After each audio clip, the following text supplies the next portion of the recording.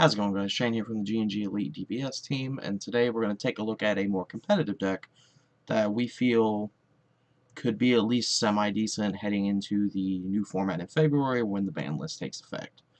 So, everyone's expecting Shenron Veggies to be the Tier 0 deck, and the best way, in my opinion, to beat that deck is to go underneath it and beat it before it can pull off its combo. Like, answering the combo is very hard and very inconsistent. So the deck has ways to answer revenge blockers pretty easily in GnG 5. It can play its own kill spells, etc. There's only 2 revenge blockers, neither of which have barrier. They're not hard to play around. You can't really rely on negates or any kind of counterplays since, well, not counterplays because GnG has deflect. Counter attacks because of the fact that you can't control the 3 cards you're going to see. So you can't rely on those as reliable strategies. So, to me, the best way to beat that deck is going to be to go underneath it, play aggressive decks, and just win before they do. So, we're taking a look at Shenron Veggies, as it's very good at being able to go underneath and kill on turn 3, turn 4. So, of course, we're playing the Dragon Ball leader, who, on his front side, is going to allow us to tap him to search through our life or deck to find 2 Dragon Balls. And once we have all 7 in the discard pile, he'll flip over to Shenron, where once per turn we can either draw a card, play a Desire for free that doesn't cost more than the energy we have in play, or give one of our guys plus 10,000 and triple attack, and then he'll flip back over and the Dragon Balls go away. So the only Desires we're playing are Child's Wish and One World Peace. Child's Wish is going to get most of the things we want to get. It's going to get the Kabbas, the double impact Krillins, can get super combos if you want. It can get 2-drop Cauliflas and Spirit Surge Trunkses if you want. Maybe Sister Attack Sand Kale in very specific situations. Or even the Dauntless Kale, if you just know you're going to need a blocker next turn. So, now we are playing 3 Dauntless Kale, mainly because if we're playing against Shenron Veggies, and maybe the deck's stalling and we're not able to go as fast as we want to, we want to put 2 to 3 of these things in play to try and survive the Veggies swing and kill them on the swing back. We're playing 4 Sister Attack Sand Kale. She's a target for the red Caulifla. 15k when she attacks, you draw a card. Good at applying pressure. Of course, 4 Bold Super Saiyan 2 Caulifla. She's the best target we can get with Kaba because she's going to help us flood the board more. Because ideally, you want to play Saiyan Team or Kaba for 2, go into Bold Super Saiyan 2 Caulifla, and go into Sister Attack Kale. It's not always going to happen, but ideally, that's what we would like. Playing 4 Trunks Bridge to the Future. He's going to be our optimal turn 1 play, well, our only turn 1 play, to try and dig to make sure we have a Kaba to play. Ideally, we kind of want to have 2 Kabas if we can awaken on turn 2. If not, 1 is fine. Let's see, 3 Double Impact Krillin. So that's one of the new cards to this archetype that I think you're going to see a lot of people playing. 3 might be too many, but I want to make sure we see it, because the new feature rare Goku shuts this deck down. Sister Attack Kales won't be able to attack. Saiyan Team Kabas won't be able to attack. Unstoppable Ambition Super Saiyan Cauliflas won't be able to attack. The Spirit of Search Trunkses won't be able to attack.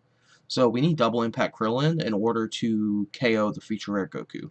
Because when he comes into play, he KOs I believe it's a 2 cost or less barrier. So we need him to be able to get around the Goku. Of course, for Saiyan Team Kaba, he's the bread and butter of this deck. You can't play this deck without him. He's going to look at the top 10 and find us a Caulifla and put it into play, or a Kale and put it into our hand. So ideally, we find the red Bold Super Saiyan 2 Caulifla. If not, we get the Unstoppable Ambition Caulifla, take a life. We still get a 20k body, and we got to take a life, so we're getting some card advantage. So, not bad. 2 Spirit of Search Super Saiyan Trunks. This is just going to be to help us awaken faster. We'll wish faster, whatever you'd like to call it. And it's just going to go find us some Dragon Balls and throw them into discard. Ideally, we don't want to have to play him because we want to draw cards off of those. But, you know, it's there in case we need it. 4 of the 2-drop Unstoppable Ambition Super Saiyan Caulifla. It's just another target for Kaba to get so we can go as wide as possible. 4 Hidden Awakening Kale. We're not going to play her a whole lot. She's not as easy to play when you don't have Shugesh to play her for free.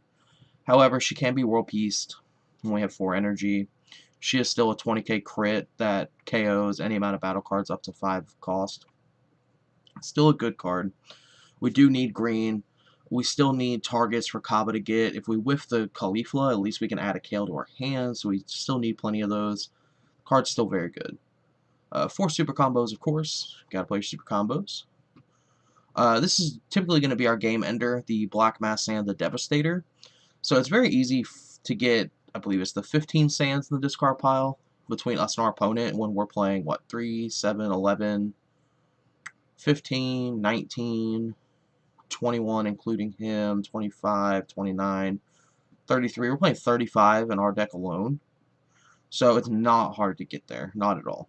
And ideally, we're going to give him triple attack with Shenron, and hopefully they don't have deadly defenders or blockers, and we're just going to turn him sideways 3 times while they're at 3 life and automatically win the game.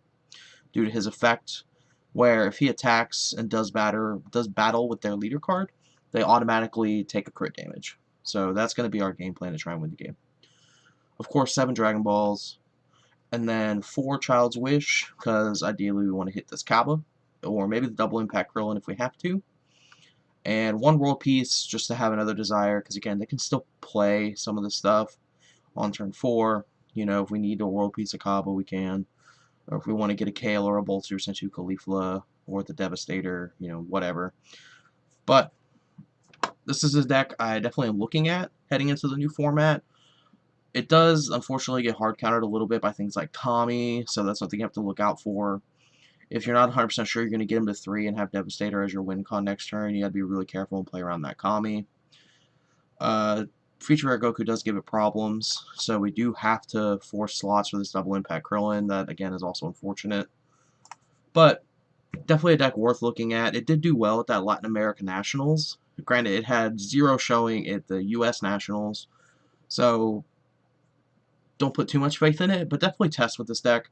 Sequencing is going to be really important, so you don't want to play your Dragon Balls and then play like your Kaba to start doing your, you know, engine, because you don't want to draw into those Cauliflas. So you want to make sure you play your Kabas and then play your Dragon Balls that you have in your hand. So sequencing is going to be really important with this deck to try and maximize consistency, though Veggies has always had a somewhat hard time with consistency, just because, like, if you draw all those red Cauliflas, you're going to be in for a bad time. But anyways, guys, that's it for this deck profile. Again, comment down below if you have any questions or want to make any comments, like if I screw something up or you just disagree with something I said. Maybe we can have a conversation about it.